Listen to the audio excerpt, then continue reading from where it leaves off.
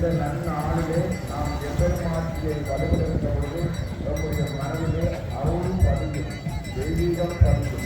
எனவே இதற்கான பெரியவர்கள் உணர்ந்து அறிந்து இந்த நல்ல நாளிலே எம்பெருமாட்டி தீர்க்கமாடுகின்ற நாளை தீர்மானித்து இந்த நாளை நாம் அந்த வலுவெடுத்த பொழுது நம்முடைய உடலிலே மாற்றமுள்ள உள்ளத்திலேயும் தத்துவத்துடன் மேலோடி சுயம் விளைக்கப்பட்டு மனிதே நல்லவண்ணம் வாழ்வதற்கு வாய்ப்பு கிடைக்கும்.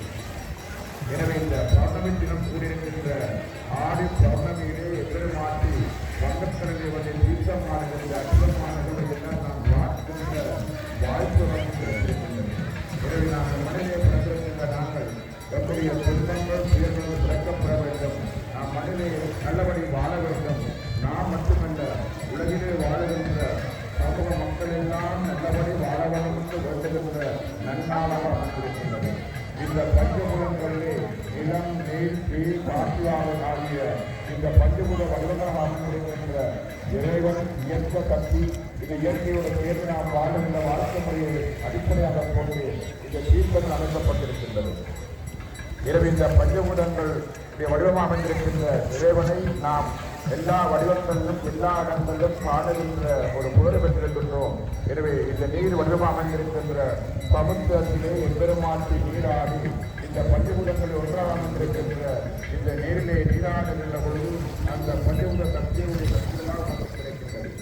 இந்த பஞ்சபூத சக்திகள் தான் நம்மை உலகிலே வாழ வைத்துக் கொண்டிருக்கின்ற நாம் வாழ்க்கை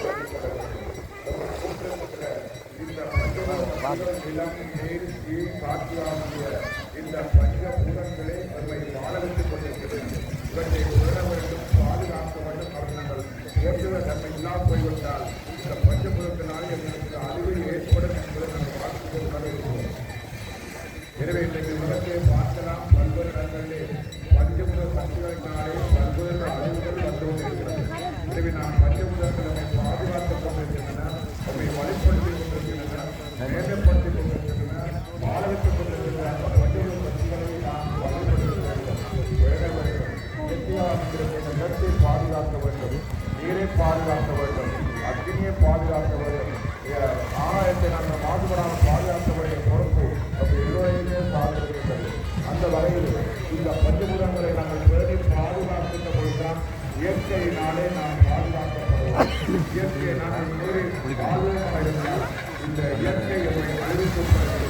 இயற்கை அழிவை உபயோகிக்கும் பொழுது நாம் நாளை வந்து எந்த விதமான பயன்பாடு நம்மை வாழ வைத்திருக்கின்ற இயற்கையை நாங்கள் போற்ற வேண்டும், இறைவனை வழிபட வேண்டும். நம்மை எல்லாம் தனி கருணா பூர்ண பூக்களை எல்லாம் படைத்து வாழ வைத்திருக்கின்ற அந்த இறைவனை நாங்கள் போற்ற வேண்டும். நன்றி கொள்கின்ற மனப்பக்குவம் நன்றி கொள்கின்ற மனப்பக்குவம் நம்ம சம்பத்திலே மறைந்து கொண்டு போவதால் பல்வேறு வகையான அழிவுகளும் பேரழிவுகளும் துன்பங்களும் நம்மை நோக்கி வந்து கொண்டிருக்கின்றது.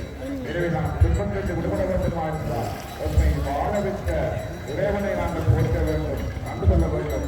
நம்மை உலகத்தை தோன்றிவிட்ட பெற்றோரை நாம் மதிக்க வேண்டும், பெரியோரை மதிக்க வேண்டும். இந்த பெற்றோரை மதிக்கின்ற, பெரியோரை மதிக்கின்ற, இயற்கையை போற்றுகின்ற மனப்பக்குவம் பெறுகின்ற பொழுதுதான் நாங்கள் துன்பங்கள் உயர்ந்து விடுபட முடியும்.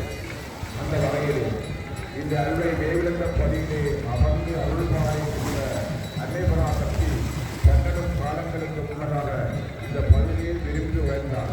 அன்று உணர்ச்சியில் அழைக்கப்படுகின்ற அந்த வள்ளியம்மனுடைய கனவிலே தோன்றி என்னை உணர்வு இனந்திரையாக கூடியிருக்கின்ற இந்த பகுதிகளுக்கு ஒரு தீபமேற்றி வருமானத்தை விரும்பி நானே பார்த்துக் கொள்வேன் என்று அந்த அம்பிகத்தவருக்கு அமைய அந்த உணர்ச்சியல் அம்மா மதுரைகள் சென்று அம்பாவுடைய உருவத்தை கொண்டு வந்து இந்த பகுதியை வைத்து வழிபாடு ஆரம்பித்தது.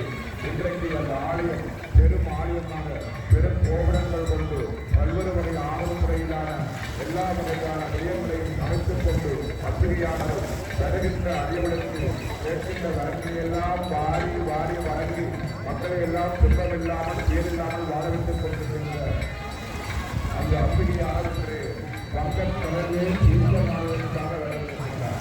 எனவே இந்த மகோத்சவங்கள் எங்களுக்கு அஞ்சு பொருளை குறிக்கின்றது.